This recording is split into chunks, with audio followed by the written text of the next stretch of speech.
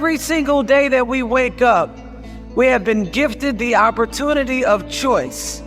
You can choose to be happy or you can choose to be sad. I don't care what your situation is. You should never allow your situation to define who you are as a person. The outside is the physical manifestation of what goes on inside the brain. Things do not just happen. No one just rear-ends your car. You don't just become broke. Broke is a mindset. Things don't just happen. Your pocketbook is not just below balance or on zero. You're not just overweight, just by chance you're just overweight. Things don't just happen. Your words can trip you. What you say can cause you to stumble. It can keep you from your potential. You're not snared by what you think. Negative thoughts come to us all. When you speak them out, you give them life. That's when they become a reality. When you say, I'll never get back in shape, it becomes more difficult. You just made it harder. When you say, I never get any good breaks, that stops the favor that was ordained for you.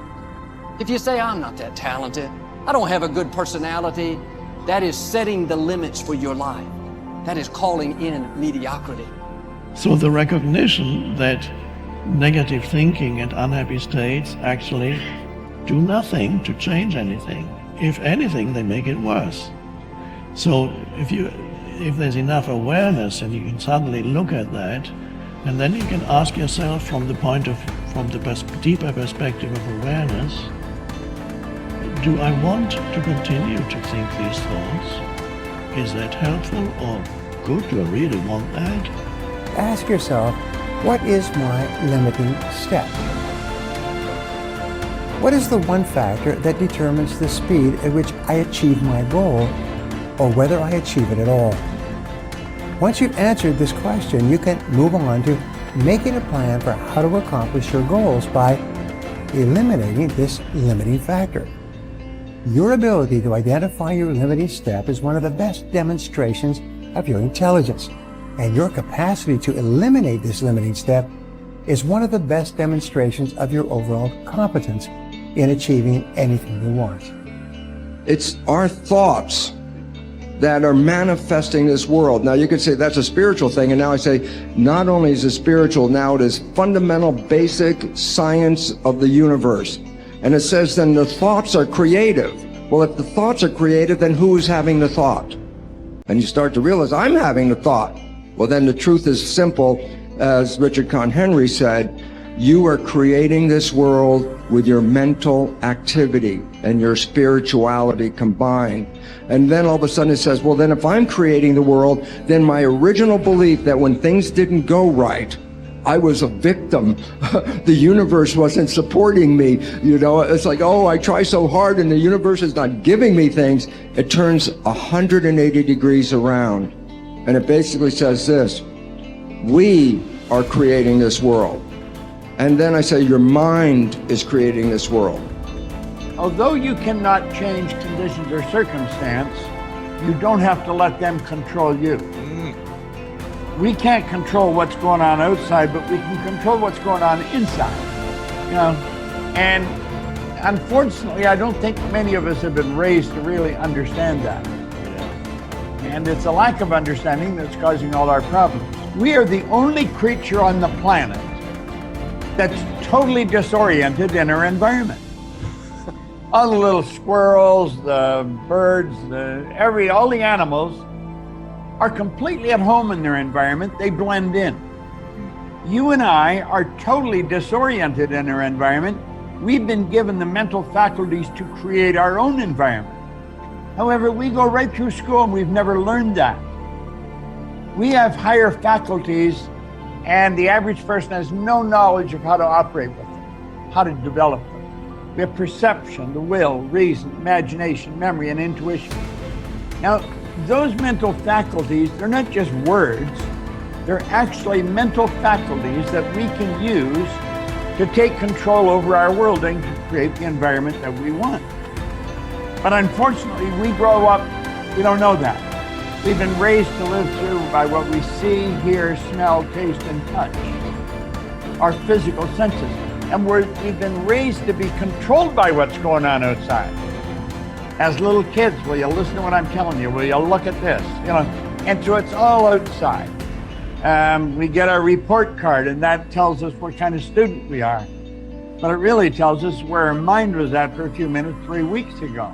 Got nothing to do with who we are. So I think we're raised in ignorance, actually.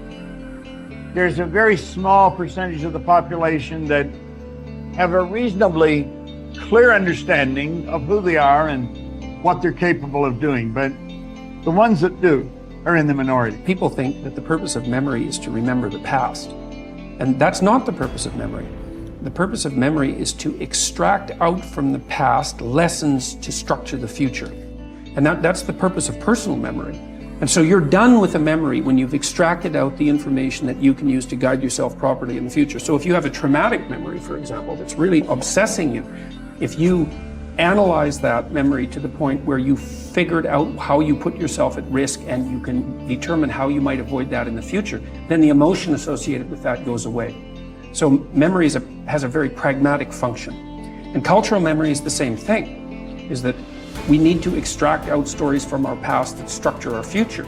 And we need that because, well, first of all, if you don't have a purpose, let's say, it isn't that your life becomes neutral in a meaningless sense. It's that your life becomes characterized by unbearable suffering, because the baseline condition of life is something like unbearable suffering. And what you have to set against that is a noble and worthwhile purpose. And hopefully your determination of that purpose is buttressed to some degree by the wisdom of the past, because you can't conjure something like that up on your own. And if you provide people with nobility of purpose, then they can tolerate the suffering of existence without becoming entirely corrupted by it. And cultures that don't do that, it isn't even so much that they die, it's that cultures that don't do that are dead. They're done. They don't have a story anymore. They don't have a call to adventure. And then everyone suffers stupidly as a consequence. It's a very bad thing. So Churchill made the same observation that many of the great psychologists and philosophers made in the early part of the 20th century. It's like, bring the story forward and propagate it and make it the most noble possible story. And then you motivate people to transcend themselves, which they need to do. So yes, he's exactly right in his diagnosis. In order for us to become abundant, we have to overcome the old personality. And that's 95% of who we are, right? Yes. So then, the side effect of the beginning of this process is a lot of discomfort. It is a lot of discomfort because you're stepping outside the known into the unknown, and now you can't predict. It's scary. No, It's you'd fearful. rather hold on to your lack. The pain, the and suffering. Rather tell the story of that. At least it makes you feel something that's familiar. Mm-hmm. When you step outside and you're saying, I'm not going to complain about money any longer. I'm not going to complain about I don't have any. I'm not going to judge other people who do. I'm not going to say I can. I'm not worthy. It's never going to work. All those things got to go. I'm not going to feel lack. I'm not going to feel unworthy. I'm not going to feel separation. I'm not going to feel resentment. These are the things that are keeping my reality the same. Now it's no longer about abundance, about who you become. Mm-hmm. The most successful people are long-term thinkers. They look into the future as far as they can to determine the kind of people they want to become and the goals they want to achieve. They then come back to the present and determine the things that they will have to do or not do to achieve their desired futures. This practice of long-term thinking applies to work, career, marriage, relationships, money, and personal conduct. Successful people make sure that everything they do in the short term is consistent with where they want to end up in the long term. They practice self-discipline at all times. You see this willingness to sacrifice in people who spend many hours and even years preparing, studying, and upgrading their skills to make themselves more valuable, so that they can have a better life in the future, rather than spending most of their time socializing and having fun in the present. Your ability to think, plan, and work hard in the short term, and to discipline yourself to do what is right and necessary before you do what is fun and easy, is the key to creating a wonderful future for yourself. Your ability to think long term is a developed skill. As you get better at it, you become more able to predict with increasing accuracy. what is likely to happen to you in the future as the result of your actions in the present. This is a quality of the superior thinker. The common denominator of success was that successful people make a habit of doing the things that unsuccessful people don't like to do. And what were these things? It turned out that the things that successful people don't like to do are the same things that failures don't like to do either. But successful people do them anyway because they know that this is the price they have to pay if they want to enjoy greater success and rewards in the future. Successful people are more concerned with pleasing results, whereas failures were more concerned about pleasing method.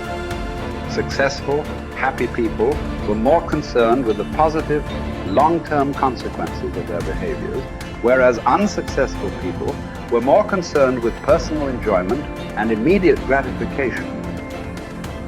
The top people were those who were more concerned with activities that were goal-achieving, whereas average people were more concerned with activities that were tension-relieving.